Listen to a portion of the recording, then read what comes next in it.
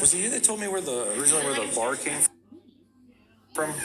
It came from Sierra Vista, Arizona, which is right. It is Arizona. Tombstone, Okay. Arizona. Yeah, I kind of remember like something about Tombstone. It's all original, all legit. So this is not anything in the Cosmo has not been recreated. This stuff was all shipped and brought and installed into here. So obviously we got some modern day technology when they do have private events in here. But the bar itself, the mirrors, the big cedar horns, all that. This is all original. The Bandini head, somebody just lifted it.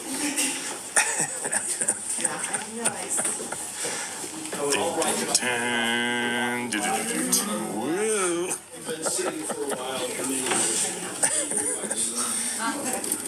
They don't leave a gift for a Bandini. They say the ghost will follow you. Any questions of anything? Why is there a head over there in the corner? So that's Joaquin Murrieta. So Joaquin Murrieta was a real person here in San Diego. He was a robber and a murderer and a raper. So after they convicted him, they killed him, cut his head off, and stuck it in a jar in this building. So all the town, because he was such a feared person, all the townspeople could come here to see that he was really dead. And that's our homage to him because he was really here in this building. Crazy. Any other questions of anything? We have a few more minutes if you want to walk around, take some more pictures, or if you're ready to go, whatever you would like to do. Any questions of anything? Does anybody have any questions?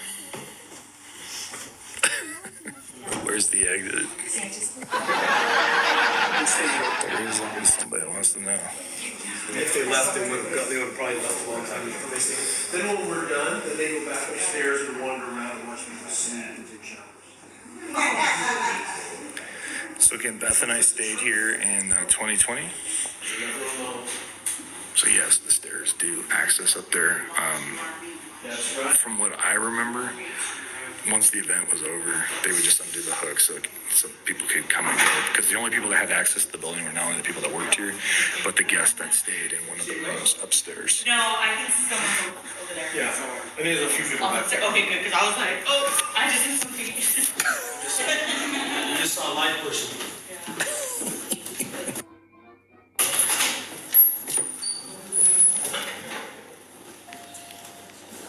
You guys just scared somebody because they saw your feet and they thought you guys were a ghost. Way to go. Anthony, you having a conversation with somebody over here? I don't feel it. What do you see over here? That's right. That's right. Your turn. Did you not feel it? I did. It felt like. Yeah, it's all good right here. Whoa. It's like right here. Wait, where? It's like right here and right here. They're right here. Like between these two blankets. In between these two, like Between them. literally right here. What am I looking for? A hair? Baby, because there's a baby chair right there. It does. No, look. There's Nice child. No, like this. Steph, we stayed the night. It was part of the package because we put on the event here. So they had built in rooms for us and some of the performers that were here all 3 nights. It was great because we had the room with the one of the most haunted rooms with the wooden tub. So Beth did this whole photo shoot, and I'm like, do you think you should be doing that? What if you anger one of the ghosts and they drown you? So weird. So weird. What are you doing already? What? Did you catch anything? But it feels weird. It does feel weird. This whole building feels weird. Let's see if we see anything. Anybody standing next to me? I'm telling you, you see the shadows and stuff? Like right now, there's like shadow on that wall behind me. Yeah, I can see how people would be like, nah, I'm out. I can see how people would be like, yeah, I'm out. Not feeling it. It is definitely very heavy in here. So if you've ever done a ghost tour, taken a tour of any building that's haunted, you probably know what I'm talking about. Whether you are a believer or non-believer, there's definitely some presence here. If you've ever felt like you could see someone in your peripherals or you feel like somebody's watching you, I feel mostly like the heaviness. Oh, look, Beth. Thank you, Beth. for showing us your bathtub photos. You must have got a laugh. Is there any like G-rated That's photos? weird. Is ah.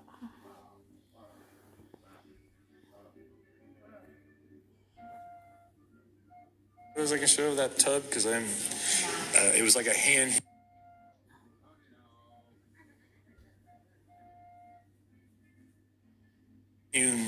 Tub that had been lacquered. It was just pretty wild because I saw it and I go, wait, we're supposed to get in that wood tub? I feel like we're going to ruin it. That's upsetting.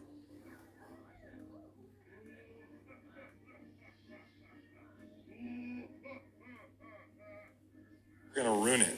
That's But upstairs. you do not ruin it. So this it's is the bed. protected. Yeah, this room was creepy, guys. Like, no joke. There it is.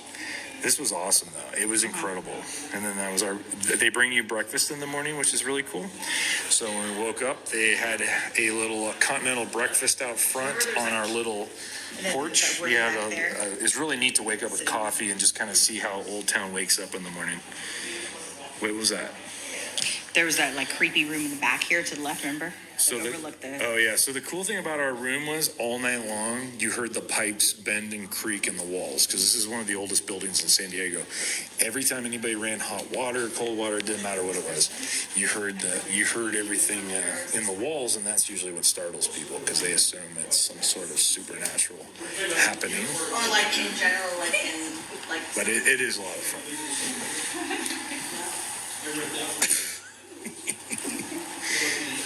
Yeah, just jacking a couple of pumpkins on here. That's a haunted house. It's like the Whaley House, it's a multi-story home. You've been to the Midway Museum? yes. The guy who was in charge of my ghost hunting group, the guy who does my ghost hunting group is in charge of planes. So he's the curator of all the planes on the ship. They see ghosts all the time. People report ghosts all the time.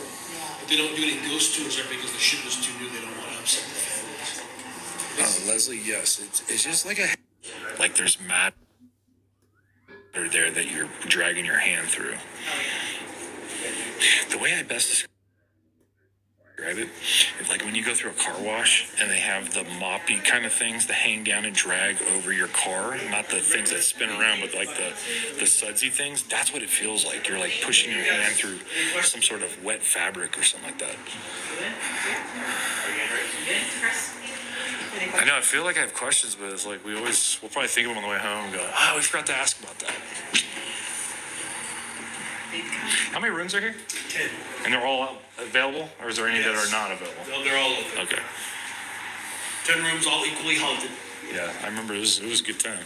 We had the room with the wood tub. One. Yeah, it was good. It was an awesome experience. She freaked out all night because anytime a pipe would bend or make a noise on the wall, she's like, what was that? Well, my first experience in this building, I was actually in 2005 outside talking to the security guard. That's when the building was closed. It hadn't been remodeled to a hotel yet. And we were outside talking, and we heard someone walking on the second floor, on the second story veranda, towards room 1. So we, the security guard called the other security guard, and we went in the back gate. And as we were standing there talking, we heard someone else walking above. So sound phenomenon is very common. So I don't know if she heard something real or not, but sound phenomenon is common in this building. To hear them walking around. Another thing that's very common is you can hear them, what sounds like they're dragging stuff. That's very common too. That's fun. Yeah, I just remember it was neat for me because I got to watch her kind of freak out, but at the same time, like I try to go in everything as an optimist, and I was like, Yeah. it was just a lot of fun. Like Everything's not- I'm not scared by it. I think it's more exciting. Like I hope that there's something more beyond our world, and it's kind of cool when little things happen. And you go, what if?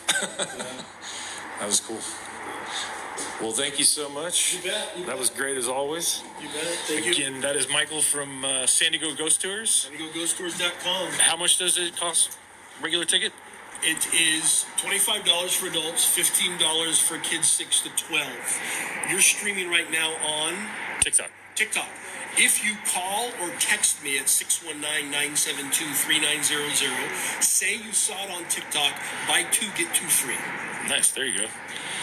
So I know you guys coming down this You run like 7 days a week, or how are you doing? You have to make reservations. I can do it 7 nights a week, only on reservations though. There you go. So Michael's here pretty much every night of the week as long as you book it.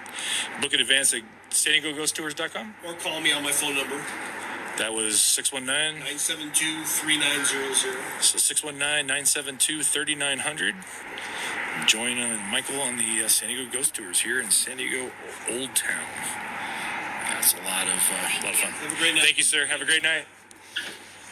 So if you're coming to San Diego the spring break, the summer, definitely drop our name. He'll hook you guys up. It's a lot of fun. It's just, like I said, for me, there's always something here. Growing up in San Diego, it was always kind of like, there were some areas that as a kid that would kind of freak me out. Which I know that sounds kind of weird, especially since I'm in the haunted house industry. But there were definitely some spots back here when I was like 6 to 8, because my aunt worked at Bohannon's, which was one of these, it was kind of like Michael's, which was, Bohannon's was Michael's before Michael's was Michael's, right? So it was kind of one of our high-end craft stores, had a really, really neat stuff that was for sale, and it was down here, owned by a local family, so it was a one-off. This was not a store that was like a Michael's that was across the country. So she'd work down here, and then sometimes she'd pick me up, and I'd hang around, walk around all day while she worked, and then when she got off, she'd take me off to go do something fun. Auntie Karen always took us out to do fun things, and a couple of the times I came with her to work, I would just run here for like 8.5 hours. Of course, back in the 80s, a little different, right? Kids could freely play outside without having to worry about any weirdos picking them up or doing something weird. So felt totally safe here, but we'd get lost in checking out all these creepy like areas. And I mean creepy just because they felt eerie. They had like all these maquettes and vignettes set up of different depicting different scenes throughout Old Town, and it just felt weird walking through them. They always felt like there was some sort of like heavy presence there, even as a kid. And again, try to go into it with an open mind, just kind of letting go, and just try to believe in anything. And it was a lot of fun. I mean, it was really cool. But I have a lot of good accounts from when being a young child here that there was a lot of what ifs. Just walking around and seeing everything, and then go into like one of those buildings and feeling a presence.